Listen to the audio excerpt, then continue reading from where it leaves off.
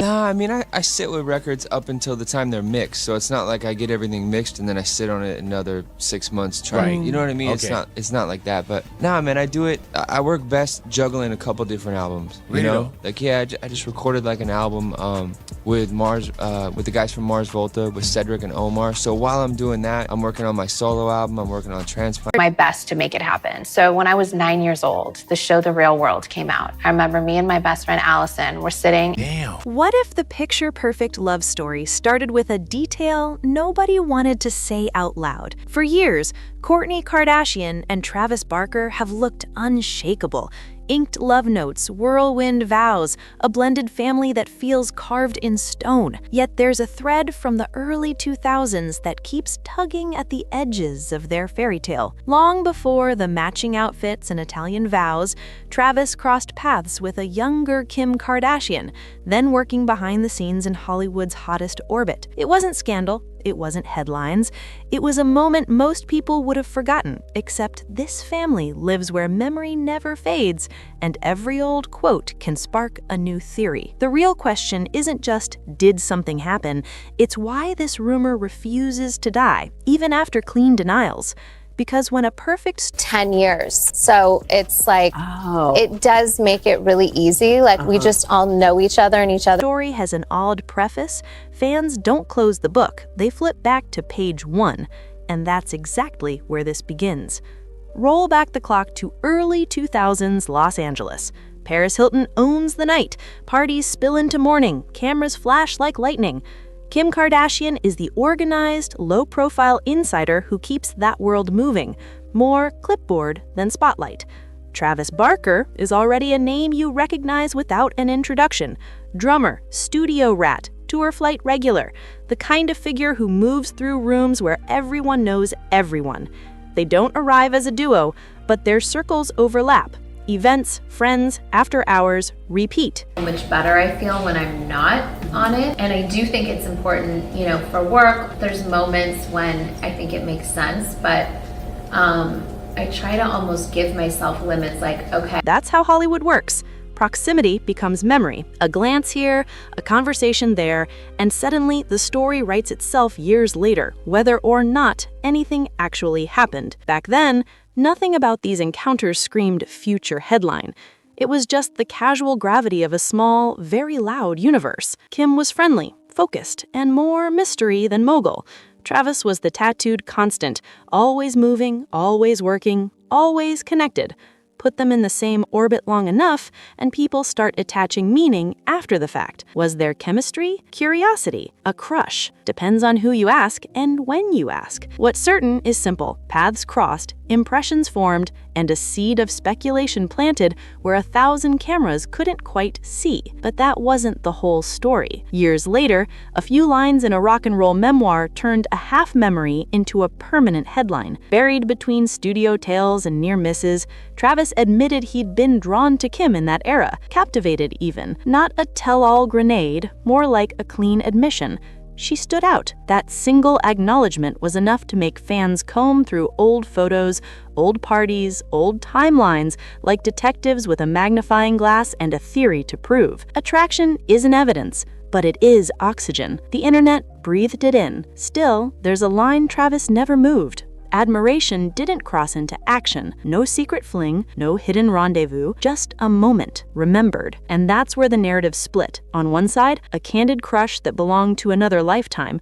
On the other, a rumor with 9 lives, ready to leap whenever the family found new spotlight.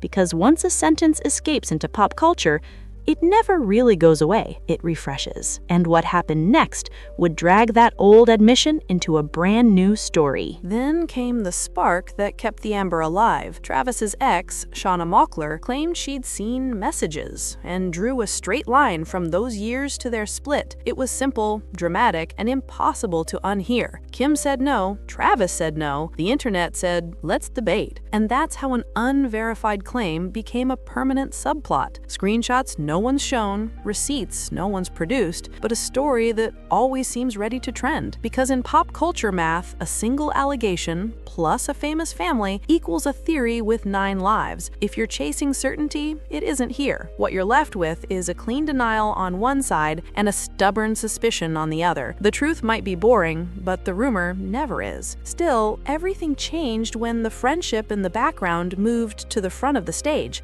Kourtney and Travis went from neighbors in each other's feeds to the couple you couldn't scroll past. Soft focus photos, handwritten notes, ring boxes, and vows. First, the courthouse papers, then the Italian spectacle, lace, family, and 1,000 angles of the same kiss. After that, a baby on the way, and soon enough, baby Rocky in their arms. You'd think real milestones would bury old whispers. Instead, they amplified them. The happier the present looked, the more people dug into the past. If he once admired the sister, what did that mean now? For Kourtney and Travis, the answer was simple: build a life and keep moving. For the audience, it was fuel. And that's when the timeline snapped back to the beginning and an old page got read like breaking news. The sisters had their own on-screen tension, brands, weddings, aesthetics, which turned the family feed into think pieces and side-taking. In the noise, fans revived the memoir lines and stitched them to today's drama. The triangle narrative wrote itself again. Travis swatted it down.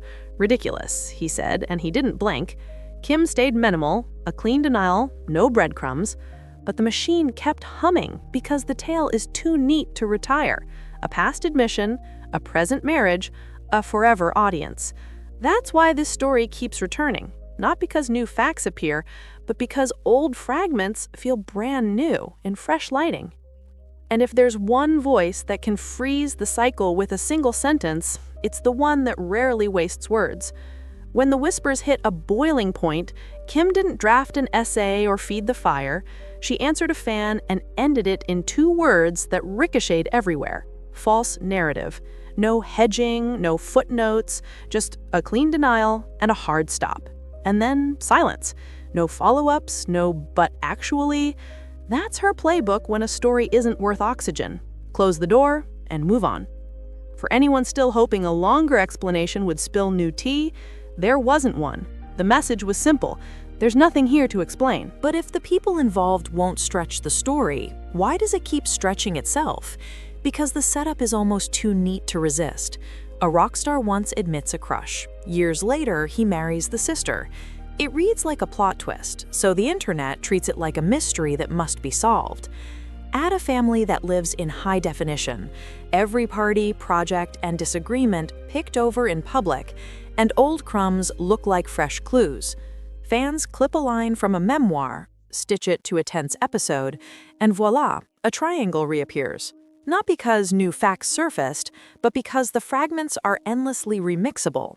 Meanwhile, outside the comment sections, real life kept moving. Kourtney and Travis did what couples do when the background noise won't stop. They built a louder foreground. Commitments turned into ceremonies, and ceremonies turned into a family. Day to day, imperfect, and very real. The snapshots aren't coded messages. They're the point. School runs, studio late nights, inside jokes you'll only get if you've ever loved someone long enough to speak in shorthand. Whatever anyone thought about the past started to feel like an awkward footnote to a story that's already several chapters ahead. So what's left when you strip out the speculation? Here's the clean cut. He once said he admired her, she said nothing ever happened, he said the same, and an ex made an allegation that never hardened into proof. Then a relationship became a marriage, and a marriage became a family. That's the verifiable skeleton. Everything else is costume. The rumor survives not because it wins on facts, but because it wins on narrative. It's tidy, tempting, and easy to retell. Believe the headline if you want a thrill. Believe the record if you want the truth. And if you're still waiting for a secret chapter to drop, you might be chasing a plot that only exists because the audience refuses to let the credits roll. But the thing about stories is that they don't just live in headlines. They live in the quiet spaces where people fill in blanks with whatever they want to believe. That's why a single sentence from an old book can echo louder than a dozen denials. A confession of attraction isn't proof of a past, it's proof of being human.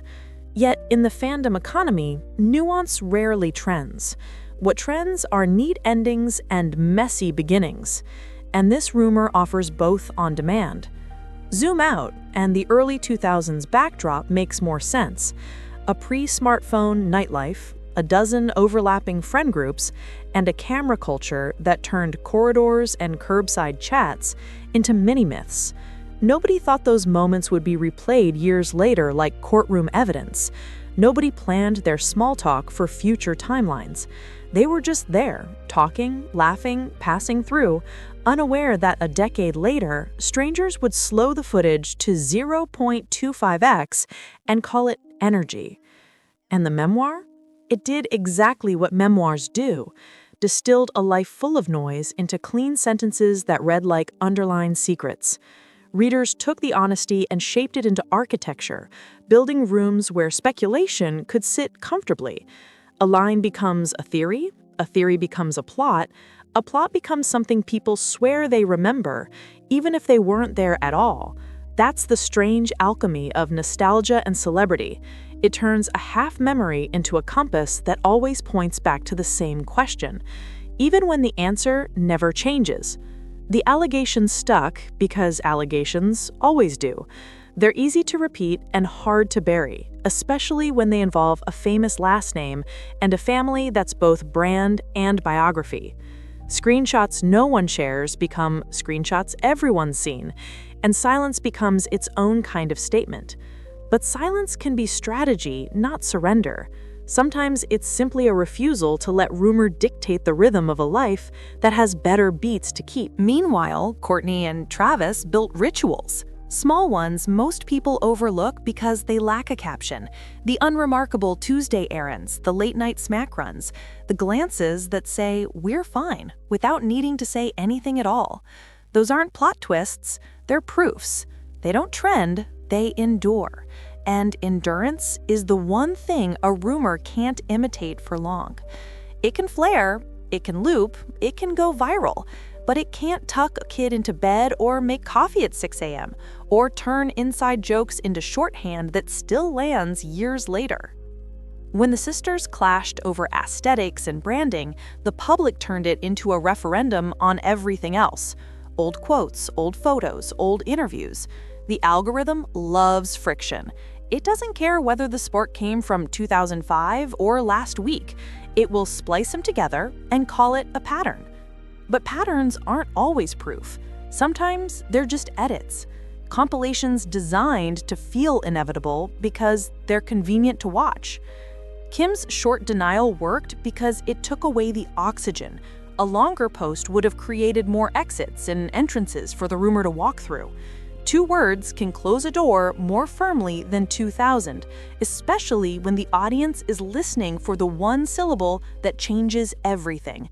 It never came, and perhaps that was the point. Deny the premise, deny the sequel. End scene. As for Travis, the consistency matters. The story hasn't shapeshifted with time. Admiration, he owned it. Action, he said no. People can disagree about what they think happened, but the on-record version hasn't played hopscotch. In a world where narratives mutate every news cycle, staying in one lane is its own kind of evidence. And Kourtney? Her steadiness is the subtext. When you won't perform a reaction, the crowd will try to write one for you. She didn't audition, she didn't monologue, she built a life and let it speak louder than commentary. If you want to know how a rumor dies, look for the person who refuses to be its narrator. So, if you rewind the tape and ask what's actually left, it's surprisingly simple. Proximity, a remembered attraction, a public denial, an unverified claim, a marriage, a child, a family. The rest is echo. The rest is remix. The rest is the internet doing what it does, taking a truth too small to satisfy and inflating it until it looks like something you can sell. Maybe that's why the story survives. It's tidy, It's tempting. It's portable. You can tell it in a comment, a tweet, a stitched video, a late-night podcast hot take. It's the perfect size to pass along. But the lives at the center aren't comment-sized. They're ordinary and complicated and mostly off-camera. The real plot twist is that ordinary always wins. It doesn't trend, but it lasts. And if you're still holding out for that secret chapter, consider this. Sometimes there isn't a missing page. Sometimes the page you want was never written because the moment wasn't a chapter at all, just a footnote, a glance, a feeling that went nowhere. Not everything in a fairy tale is foreshadowing. Sometimes it's just life happening in the background while the real story waits for its cue. That's why years from now, when people retell this saga, the parts that remain won't be the whispers. It'll be the milestones, the vows that stuck, the baby photos that never needed a caption, the quiet proof that spoke for itself. The rest will fade like a headline from a week you barely remember. Narratives are loud. Reality is patient. And patience, in the end, is what writes the last line.